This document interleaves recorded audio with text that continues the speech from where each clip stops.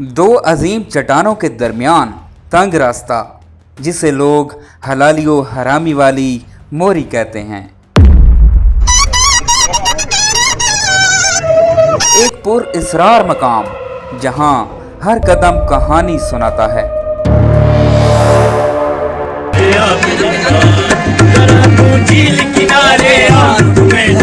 आज हम लेकर चलेंगे आपको बिलोट शरीफ के उस राज में छुपे सनसनीखेज सफर पर। तैयार हो जाइए। डेरा इस्माइल खान से 55 किलोमीटर के फासले पर शुमाल मगरब की तरफ चश्मा रोड पर वाक़ई एक तारीखी मकाम, जिसे मुसलमान काफिर कोट और हिंदू राज बिल की निस्बत से बिलकोट कहते थे। मौजूदा बिलोट शरीफ के नाम से मौसूम इलाका ख़ास तारीखी अहमियत का हामिल है। ये इलाका पहाड़ी सिलसिले पर मुश्तमिल है और मेन रोड से बआसानी काबिले मुशाहिदा है। बिलोट शरीफ की कदामत का अंदाज़ा उसमें मौजूद आसार कदीमा से लगाया जा सकता है। बिलोट शरीफ के बारे में तारीख में नकल है कि इस कस्बा में पाए जाने वाले आसार क़ब्ल अज़ मसीह के ज़माने से ताल्लुक़ रखते हैं। ये कस्बा सूफ़ी अज़म का गाढ़ तस्वर किया जाता है। इस कस्बे में मौजूद आसार कदीमा अपने अंदर बहुत सी दास्तानें छुपाए हुए हैं। बिलोट शरीफ सियाहों की आमद व रफ्त का मरकज़ बना हुआ है।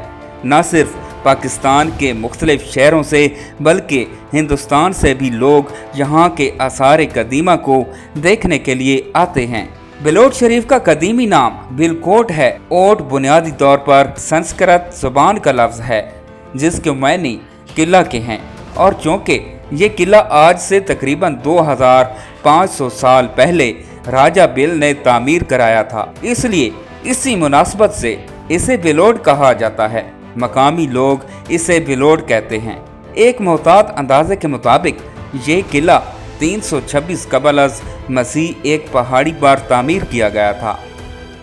बिलोट शरीफ में दो बड़े पत्थरों के दरमियान बनने वाला एक तंग रास्ता, जिसे आज तक लोग हलाली व हरामी वाली मोरी के नाम से पुकारते हैं।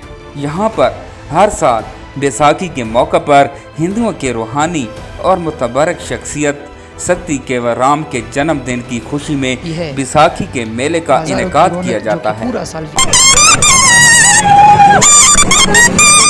ये सिलसिला तकरीबन 4 दहाइयों से जारी है।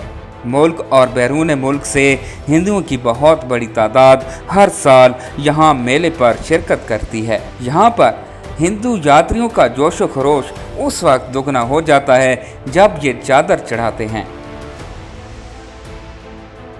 सती केवराम के बारे में बताया जाता है कि वो तकरीबन 400 साल कबल बिलोट शरीफ आए थे और उन्होंने यहाँ पीपल के दरख्त के नीचे अपना पड़ाव डाला था। उनकी वफ़ात के बाद यहीं पर उनकी समाधि बना दी गई थी। यहाँ एक बात और काबिल ज़िक्र है कि यहाँ हिंदुओं के साथ साथ बाज़ मुसलमान आसेब ज़दा ख़वातीन धौल की थाप पर धमाल डालते हुए अपनी बीमारियों का इलाज तलाश करती नजर आती हैं।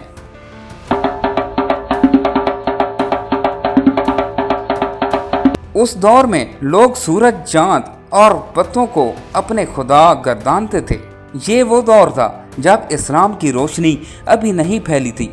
किसी ज़माने में दरिया सिंध उस पहाड़ के बिल्कुल करीब से गुजरता था और बुत परस्त लोग अपने बच्चों को उसके पानी से गुस्ल दिया करते थे। सबसे बड़ा मसला इतनी बुलंदी पर पानी का पहुंचाना था, क्योंकि किले के अंदर चंद तालाबों के निशानात भी मिले हैं जो इस बात के गमाज़ हैं कि पहाड़ के दामन में बहने वाले दरिया सिंध का पानी उन तालाबों में महफूज किया जाता था। 1948 की तारीख डेरा इस्माइल खान में राय बहादुर मुंशी चरण जहात ने लिखा है कि दरिया सिंध का पानी झुलारों की मदद से उन तालाबों तक पहुंचाया जाता था और फिर किला के बासी उस पानी से अपनी ज़रूरियात पूरी करते थे। एक ख्याल के मुताबिक जब ये शहर राजा बिल ने आबाद किया और पहाड़ पर किला तामीर करवाया, तो उसके मुकाबले में राजा टेल ने भी यहाँ से कुछ दूर टेल ओट तामीर किया था, जिसकी मदहम इलामात आज भी ढूंढने वालों को गौर व फिक्र की दावत देते हैं। ایک لحاظ سے اس قدیم قلعے کی کہانی دو ہندو راجاؤں کی کہانی ہے۔ راجہ ٹل بنیادی طور پر ایک شیطان فطرت راجہ تھا اور اس نے راجہ بل کو دھمکانے کے لیے ٹل اوٹ تعمیر کیا تھا۔ بل اوٹ کے قریب ہی ڈھکی کا مقام ہے، جہاں کی اعلیٰ اور بے مثال کھجور پورے ملک میں مشہور ہے۔ قلعہ بل اوٹ دراصل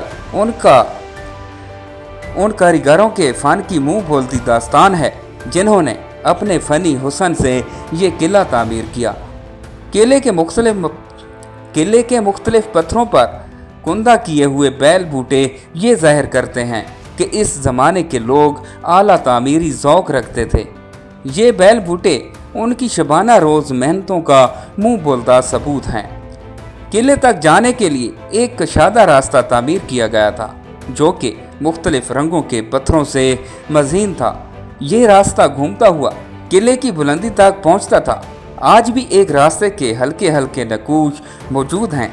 قلعے کے اندر ایک جگہ ہے جو کہ ایک کمرے سے مشابہت رکھتی ہے۔ کہا جاتا ہے کہ یہاں لوگ عبادت کیا کرتے تھے۔ قلعے کے برجوں میں ان لوگوں نے اپنے دیوتا رکھے ہوئے تھے۔ کسی زمانے میں قلعے کے عین بیچ میں ایک چبوترا ہوا کرتا تھا جس کی علامتیں آج بھی پائی جاتی ہیں، چونکہ وہ دریا کو بھی رزق کا ذریعہ خیال کرتے تھے۔ اس لیے کہا جاتا ہے کہ ہفتے میں ایک شب وہ لوگ جمع ہوتے اور پھر دریا کو خوش کرنے کے لیے خوشی کے گیت الاپے جاتے تھے۔ ان گیتوں میں وہ دریا کی طلاعتم خیز لہروں اور مہربانیوں کا بھی ذکر کرتے تھے۔ ان کا خیال تھا کہ اس عمل سے دریا ان سے ہمیشہ راضی رہے گا، لیکن تہذیبیں مٹ جاتی ہیں، ثقافتیں تباہ ہو جاتی ہیں، اس کے آثار باقی رہ جاتے ہیں۔ قلعے کی بلندی تک پہنچتا تھا۔ آج بھی ایک راستے کے ہلکے ہلکے نقوش موجود ہیں۔ قلعے کے اندر ایک جگہ ہے جو کہ ایک کمرے سے مشابہت رکھتی ہے۔ کہا جاتا ہے کہ یہاں لوگ عبادت کیا کرتے تھے۔ قلعے کے برجوں میں ان لوگوں نے اپنے دیوتا رکھے ہوئے تھے۔ کسی زمانے میں قلعے کے عین بیچ میں ایک چبوترا ہوا کرتا تھا جس کی علامتیں آج بھی پائی جاتی ہیں، چونکہ وہ دریا کو بھی رزق کا ذریعہ خیال کرتے تھے۔ اس لیے کہا جاتا ہے کہ ہفتے میں ایک شب وہ لوگ جمع ہوتے اور پھر دریا کو خوش کرنے کے لیے خوشی کے گیت الاپے جاتے تھے۔ ان گیتوں میں وہ دریا کی طلاعتم خیز لہروں اور مہربانیوں کا بھی ذکر کرتے تھے۔ ان کا خیال تھا کہ اس عمل سے دریا ان سے ہمیشہ راضی رہے گا، لیکن تہذیبیں مٹ جاتی ہیں، ثقافتیں تباہ ہو جاتی ہیں، اس کے آثار باقی رہ جاتے ہیں۔